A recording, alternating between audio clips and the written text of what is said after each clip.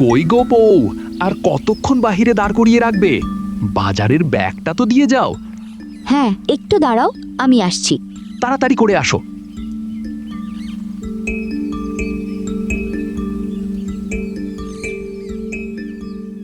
এই নাও বাজারের ব্যাগ। আর হ্যাঁ, আজকে পারলে বড় দেখে একটা মাছ এনো। দেখি তো, কাঁচা বাজার করে যদি একটু বেশি টাকা বেঁচে যায় তাহলে বড় দেখে একটা মাছ কিনে আনবানি।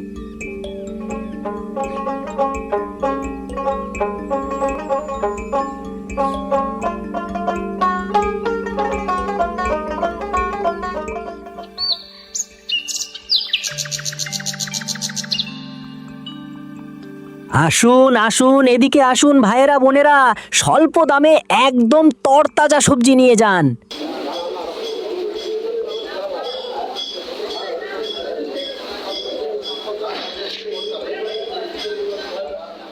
এই যে ভাই, আপনার কি লাগবে?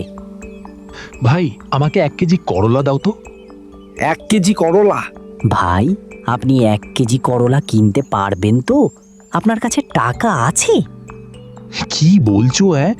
1 কেজি করলার দাম কত ভাই, যে আমি কিনতে পারবো না? 1 কেজি করলার দাম 150 টাকা, কিনতে পারবেন তো? 1 কেজি করলার দাম 150 টাকা? তোমরা কি মগের মূল্য পেয়েছো?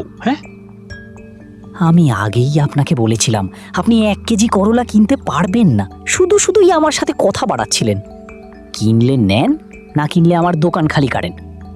এবার তোমার কিন্তু বেশি বেশি হয়ে যাচ্ছে। আমাকে কি মানুষ মনে হচ্ছে না নাকি? আপনাকে দেখে তো কোনো দিক থেকেই মানুষ মনে হচ্ছে না। আপনি এখন আমার দোকানের সামনে থেকে যান তো। আজকে দিন দিন না সাধারণ মানুষদেরকে ভোগান্তি করা। তোমাদের মতো সবাইকে দেখে নেব। যান যান, কি করেন আমি দেখবানি।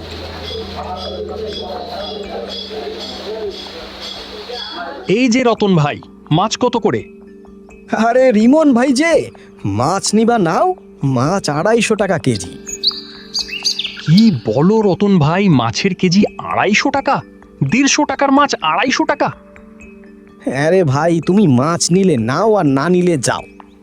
প্রয়োজনে আজকে শহর থেকে বাজার করে আনবো, তবুও তোমাদের থেকে 150 টাকার মাছ 250 টাকায় কিনবো না। না কিনলে আর কি করার, যাও তুমি শহরে।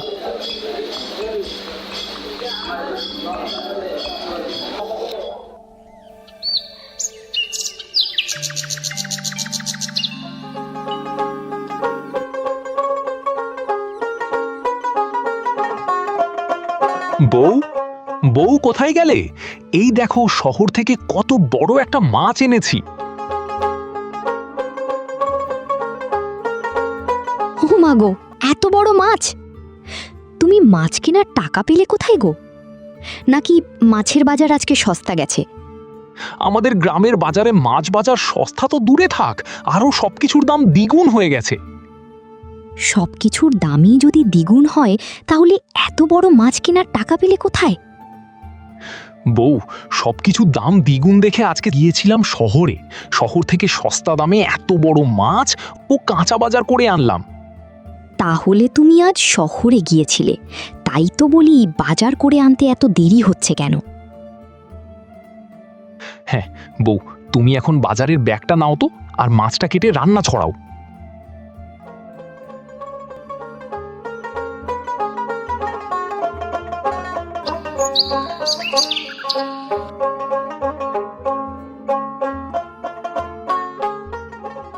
কালু, আজ তো হাটের দিন, সবাই ঠিকঠাক করে চাঁদা দিয়েছে তো? সে কি আর বলতে, চাঁদা না দিয়ে যাবে কোথায়? আপনার ভয়ে সবাই চাঁদার টাকা আলাদা করে রেখেছিল। সবাইকেই ভয় দেখিয়ে রাখতে হবে। সবাইকে যত ভয় দেখিয়ে রাখতে পারবো তত আমি এই গ্রামের শাসনে রাখতে পারবো। তা না হলে তো এই গ্রাম আমার থেকে হাতছাড়া হয়ে যাবে রে। মোড়ল মশাই, আপনি ঠিকই বলেছেন। শোন কালু, আগামী সপ্তাহে সবাই যে টাকা চাঁদা দেয় তার উপর আরো 20 টাকা কর ফেলবে, ঠিক আছে? কিন্তু মোড়ল মশাই, চাঁদার উপর আরো 20 টাকা যদি কর ফেলি তাহলে তো সবকিছুর দাম আরো চড়াও হয়ে যাবে। সব কিছু দাম চড়া হয় হোক, তাতে আমার কি আসে যায়? আমার লাগবে শুধু টাকা। আমি যা বলছি তুই তাই করবি। আগে মোড়ল মশাই, ঠিক আছে।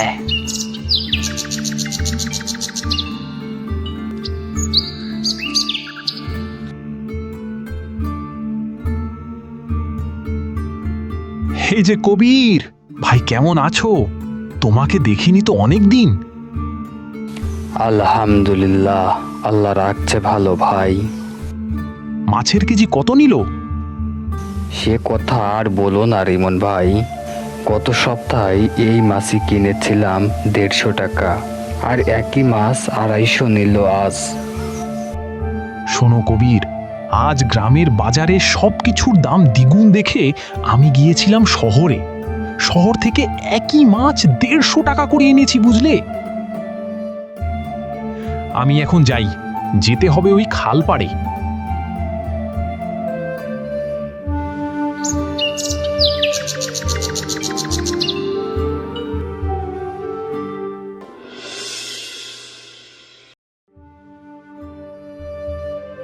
বউ, আজকাল যে পরিমাণ বাজার জিনিসের দাম বাড়তাছে, তা মনে হচ্ছে না আমরা আর কোনোদিন গ্রামের হাট থেকে বাজার করতে পারবো।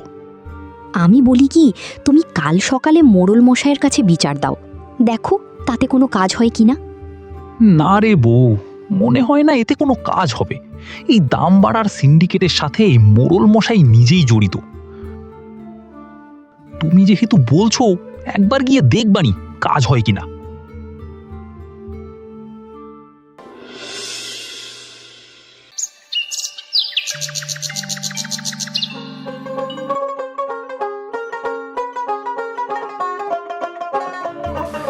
এই এই যে রিমন ভাই, সকাল সকাল কোথায় চললে? হ্যাঁ, কবির, বিকেলে তোমাকে আমি সবকিছুই বলবো নি, তুমি আমার সাথে খাল পাড়ে দেখা করো। আচ্ছা রিমন ভাই, ঠিক আছে।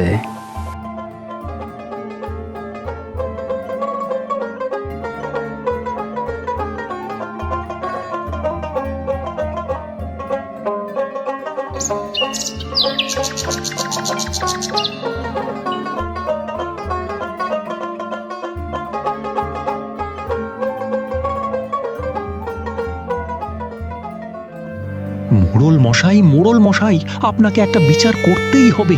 এভাবে আমরা আর কত জোর জুলুম সহ্য করব মোড়ল মশাই? কে আবার কার উপর জুলুম করলো? মোড়ল মশাই, গ্রামের হাটে সবকিছুর আগুন দাম, কিন্তু শহরে একই জিনিসের দাম অর্ধেক কম। আপনি কিছু একটা করুন মোড়ল মশাই, আমাদের মতো গরিবদেরকে আপনি বাঁচান। জিনিসপত্রের দাম না কমালে আমরা গরিবরা তো না খেতে পেয়েই মরে যাব মোড়ল মশাই। এখানে তো আমার কিছুই করার নেই, ওরা নিজের টাকায় ব্যবসা করছে, আমি ওদেরকে দাম দর নিয়ে কিছুই বলতে পারি না। ওরা হয়তো বেশি দামে কিনছে তাই বেশি দামে বিক্রি করছে, এখানে তো আমার কিছুই করার নেই, তাই না? কিন্তু মোড়ল মশাই, আপনি ওদের থেকে চাঁদা নেওয়া বন্ধ করলেই তো ওরা কম দামে জিনিসপত্র বিক্রি করতে পারে। আপনি ওদের থেকে চাঁদা নেওয়া বন্ধ করেন। তোকে কে বলছে রে মোড়ল মশাই ওদের থেকে চাঁদা তোলে? হ্যাঁ, তোকে ভালোই ভালোই বলছি, এখান থেকে চলে যা, তা না হলে ঘাড় ধাক্কা দিয়ে এখান থেকে বের করে দিব। থাক, আমি এখনই যাচ্ছি, কিন্তু এর ফলাফল বেশি ভালো হবে না।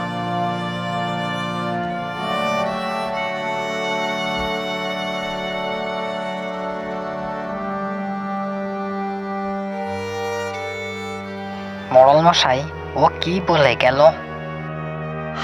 কালু, কথায় আছে না, উই পোকার পাখনা গজালে আকাশ ছুতে চায়। তারপর উই পোকার কি হয় জানিস? তারপর ব্যাঙের পেটে যায়। হ্যাঁ, একদম তাই।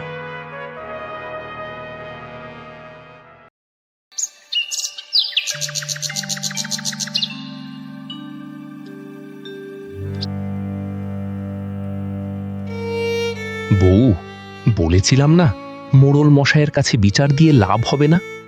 লাভ তো হয়নি, বরং চাঁদা নেওয়ার বিরুদ্ধে কথা বলার কারণে আমাকে ঘাড় ধাক্কা দিয়ে বের করে দিতে চেয়েছিল। কি বলো তুমি? তাহলে বাজারের সবকিছুর দাম বাড়ার সাথে মোড়ল মশাই জড়িত? হ্যাঁ গো বউ, মোড়ল মশাই নিজেই জড়িত। তাহলে এখন আর কি উপায় হবে আমাদের? উপায় তো একটা আছেই। বউ, আমি ভাবছি কি একটা সস্তার বাজার খুলবো, যেখানে সবকিছুই সস্তায় পাওয়া যাবে। কি বলছো তুমি? বাজার করতে হলে তো অনেক জায়গা ও টাকার প্রয়োজন। এগুলো তুমি কোথায় পাবে? বউ, আমি ছোটবেলায় মাটির ব্যাংকে কিছু টাকা জমিয়েছিলাম, ওগুলো বাহির করবানি। আর খাল পাড়ে আক্কাস মামার অনেক জমি আছে, ওই জমিতে কোনো ফসল হয় না, পরিত্যক্ত পড়ে থাকে। ওই জমি হলে অনেক বড় বাজার হবে। আচ্ছা, তুমি যা ভালো মনে করো।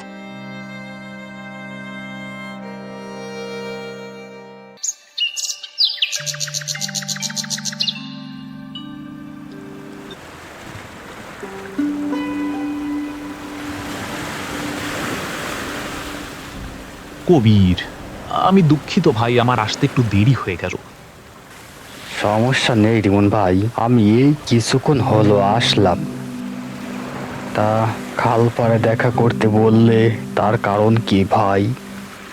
তোমাকে তো এমনি এমনি দেখা করতে বলেনি, কারণ তো একটা আছে বটেই। তাহলে শোনো, আমাদের গ্রামের বাজারের অবস্থা তো ভালো করেই জানো, সব কিছুই দ্বিগুণ দামে বিক্রি করতেছে। আর এই দ্বিগুণ দামে বিক্রি করার কারণ কি জানো? হ্যাঁ ভাই, আমি সবই জানি। মোড়ল মশাই প্রত্যেক দোকানদার থেকে অতিরিক্ত শুল্ক আদায় করে, তাই দোকানদাররা বাধ্য হয়ে সকল পণ্যের দামও বাড়িয়ে দিয়েছে। রিমন ভাই, আমরা কি মোড়লের বিরুদ্ধে কিছু করতে পারি না? অবশ্যই পারি, তার কারণেই তো তোমাকে এই খাল পাড়ে ডেকেছি। শোন কবির, এই খাল পাড়ে দেখেছো কত পরিত্যক্ত জায়গা পড়ে আছে? এই জায়গায় আমরা একটা সস্তার বাজার খুলব। এই বাজারে যারা দোকান খুলবে তাদের থেকে কোনো শুল্ক আদায় করা হবে না, এবং প্রত্যেক দোকানদারদেরকে বলে দেওয়া হবে সীমিত লাভে জিনিস বিক্রি করতে।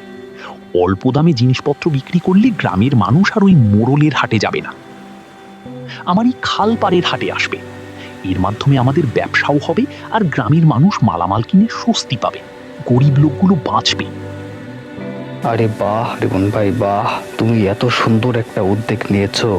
তোমার এই উদ্যোগের সাথে আমি একমত। চলো আমরা কাল থেকেই কাজ শুরু করে দেই। হ্যাঁ কবি, আমরা কাল থেকেই দোকান তৈরির কাজ শুরু করব, আর শহর থেকে মাল এনে অল্প লাভে বিক্রি করব। রিমন ভাই, তুমি কাঁচা বাজার বিক্রি করবে আর আমি মাছ বিক্রি করব। আচ্ছা ঠিক আছে, এখন চলো আমরা বাড়ির দিকে ফিরে যাই, এখনই সন্ধ্যা নেমে আসবে।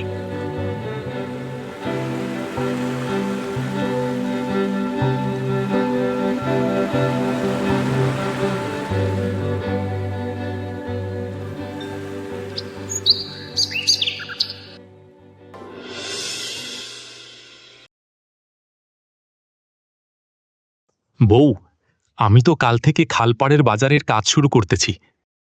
এতে করে তো মোড়ল মশাই তোমার উপর ক্ষিপ্ত হয়ে যাবে। তুমি মোড়লের সঙ্গে পেরে উঠতে পারবে?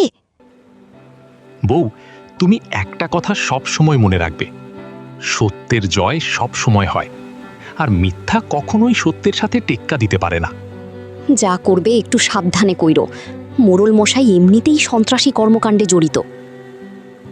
বউ, তুমি চিন্তা করো না, ওই মোড়লকে কিভাবে শায়েস্তা করতে হয় সেটা আমার ভালো করে জানা আছে। বউ, এখন খাবার আনো তো, দুমুটো খেয়ে নি, অনেক খিদে পেয়েছে।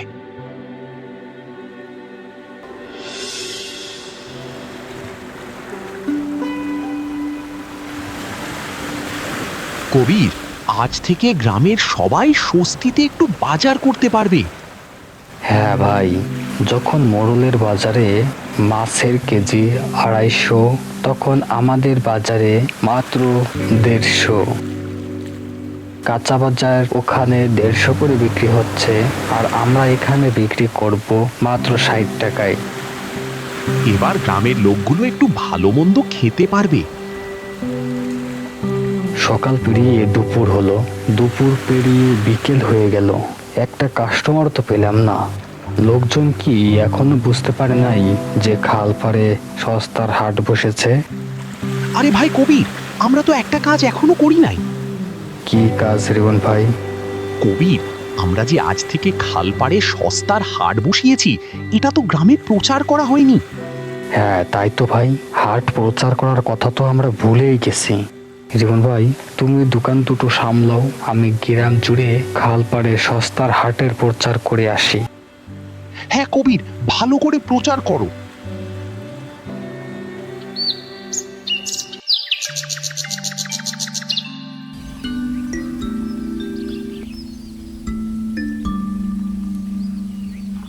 কালু, বেশ কয়েকদিন হয়ে গেল খাবারে সেই স্বাদ পাচ্ছি না, বুঝলি তো। আগে মোড়ল মশাই, আপনি খাবারের স্বাদ পাবেন কি করে? আপনি তো বেশ কয়েকদিন নগদ টাকা দিয়ে মাছ মাংস কিনে আনেন। আগের মতো যদি দোকানদারদেরকে ভয় দেখিয়ে মাছ মাংস নিয়ে আসতেন, তাহলে ঠিকই খাবারের স্বাদ পেতেন। বাহ কালু, তুই তো আমার মনের কথা বুঝিস রে। এ কারণেই তো তোকে আমার চেলা হিসেবে রাখি রে। তোর মতো দুষ্টু জ্ঞানী আমার এই গ্রামে আর একটাও নাই রে। তাহলে চল কালু, আমরা বাজার থেকে ঘুরে আসি। জি আগে মোড়ল মশাই। সুখবর, সুখবর, সুখবর। গরিব দুঃখী দিন মজুরির জন্য সুখবর। এখন থেকে প্রতিদিন খাল পাড়ে সস্তার হাট বসবে। উক্ত সস্তার হাটে আপনার পাচ্ছেন যাবতীয় সকল কাঁচা বাজার, মুদি বাজার, সস্তার মাছের বাজার ও চালু হবে মাংসের বাজার। উক্ত সস্তার হাটে 250 টাকার মাছ পাচ্ছেন মাত্র 150 টাকায় এবং 150 টাকার কাঁচা বাজার পাচ্ছেন মাত্র 60 টাকায়। স্থান মুক্তারপুর খালপাড়ের সস্তার বাজার।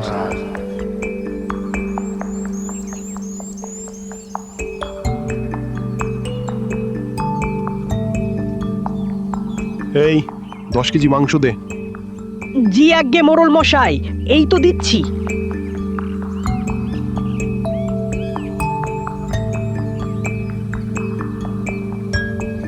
মোড়ল মশাই, মাংসের টাকা তো দিয়ে যান। এই খবরদার, একটা কথাও মুখ দিয়ে বের করবি না। যদি আর একটা কথাও বলিস, মুখ থেকে জিহ্বাটা বাহির করে এনে টান দিয়ে কেটে ফেলবো। একদম চুপচাপ এখানে বসে বেচা কিনা কর।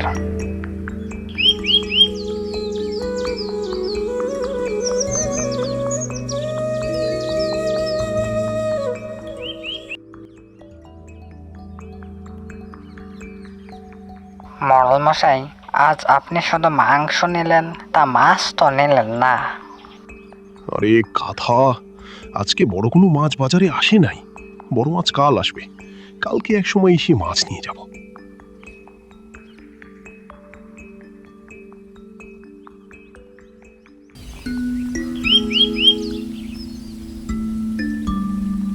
সুখবর, সুখবর, সুখবর। গরিব দুঃখী দিন মজুরির জন্য সুখবর। এখন থেকে প্রতিদিন খাল পাড়ে সস্তার হাট বসবে। উক্ত সস্তার হাটে আপনার পাচ্ছেন যাবতীয় সকল কাঁচা বাজার, মুদি বাজার, সস্তার মাছের বাজার ও চালু হবে মাংসের বাজার। উক্ত সস্তার হাটে 250 টাকার মাছ পাচ্ছেন মাত্র 150 টাকায় এবং 150 টাকার কাঁচা বাজার পাচ্ছেন মাত্র 60 টাকায়। স্থান মুক্তারপুর খালপাড়ের সস্তার বাজার। এছাড়া দোকানদারদের জন্য রয়েছে বিশেষ সুবিধা। কোনো রকমের শুল্ক আদায় ছাড়া আপনারা আপনাদের ইচ্ছা মতো দোকান বসাইতে পারবেন। চাঁদাবাজদের ভোগান্তি থেকে বাঁচার জন্য আসুন আমরা সকলেই মুক্তারপুর খালপাড়ে সস্তার হাটে দোকান গড়ি।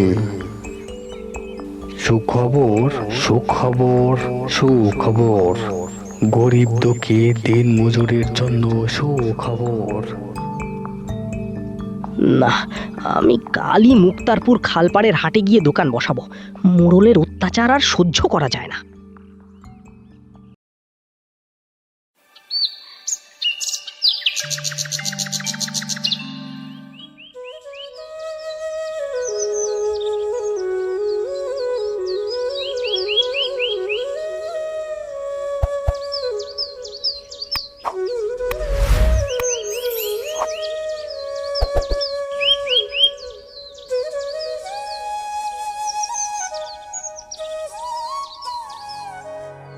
সর্বনাশ হয়ে গেছে মোড়ল মশাই, সর্বনাশ হয়ে গেছে। আমাদের ধান্দায় ভাটা পড়েছে মোড়ল মশাই। কি বলছিস এসব? আমাদের ধান্দায় বাধা দেওয়ার মতো এত সাহস কার হলো? সে কি আমার সম্পর্কে জানে না, নাকি সে নতুন এসেছে এই গ্রামে? আগে না না মোড়ল মশাই, নতুন কেউ নয়। ওই যে রিমন কয়েকদিন আগে আপনার কাছে বাজারের দাম দর নিয়ে বিচার চাইতে এসেছিল। সে এখন মুক্তারপুরের খাল পাড়ে সস্তার হাট বসিয়েছে মোড়ল মশাই। কি ওর এত বড় সাহস? আমার অনুমতি ন নিয়ে একবারে হাট খুলে বসে আছে, তাও আবার মুক্তারপুরের ওই খাল পাড়ে, যেখানে 3 গ্রামের মানুষ এসে মিলিত হয়। মোড়ল মশাই, আমাদেরকে কিছু একটা করতে হবে, তা না হলে যে আমরাই না পেয়ে মরবো। না না, এই তো হতে দেয়া যায় না। কি করা যায় খালু? খালু, চল এখনই খালপাড়ের হাটে যাব, আর ওই রিমনকে আজই দেখিয়ে দিব আমি কি করতে পারি।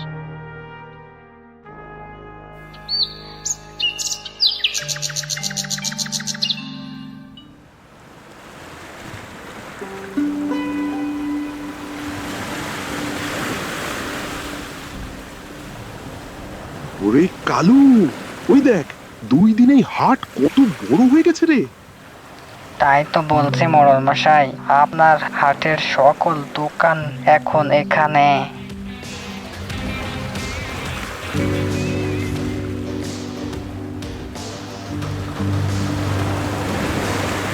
কিরে রিমন, তোর কত বড় সাহস? তুই আমাকে না জানিয়ে একেবারে হাট খুলে বসে আছিস? তুই এক্ষুনি এই হাট ছেড়ে দিবি আর আগের মতো চাষবাস করবি, যা।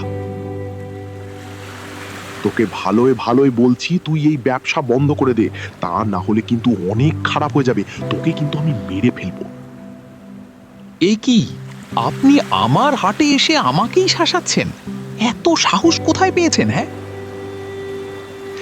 এই যে দোকানদার ভাইয়েরা, দেখেন, মোড়ল আমাকে মেরে ফেলার হুমকি দিচ্ছে।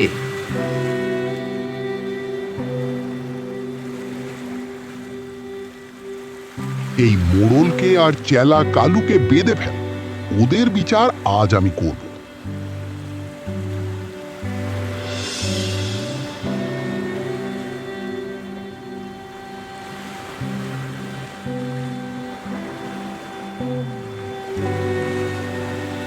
এখানে গ্রামবাসী প্রত্যেকেই আছেন। আপনারা সকলেই জানেন এই সালাম মোড়ল একজন অত্যাচারী মোড়ল ছিলেন। সে তার নিজের স্বার্থের জন্য নিরপরাধ অনেক মানুষকে খুন করেছে নির্দ্বিধায়, সবার কাছ থেকে অতিরিক্ত চাঁদা উঠাইছে। এই চাঁদার কারণে সকল দ্রব্যমূল্যের দাম দ্বিগুণ পর্যন্ত হয়ে গিয়েছিল।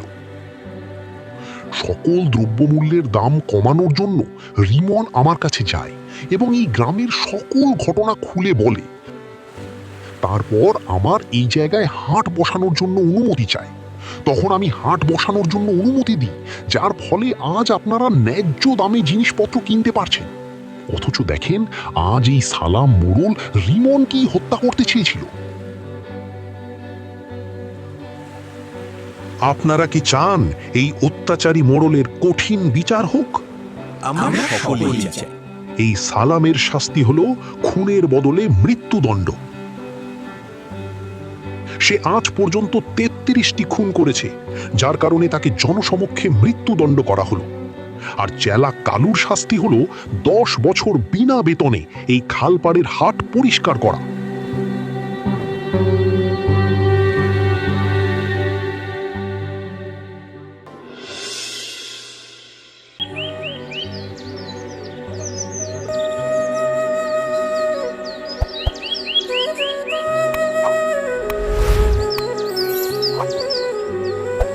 সম্মানিত গ্রামবাসী, আপনারা এইমাত্র দেখতে পেলেন অত্যাচারী মোড়লকে জনসমক্ষে মৃত্যুদণ্ড দেওয়া হলো।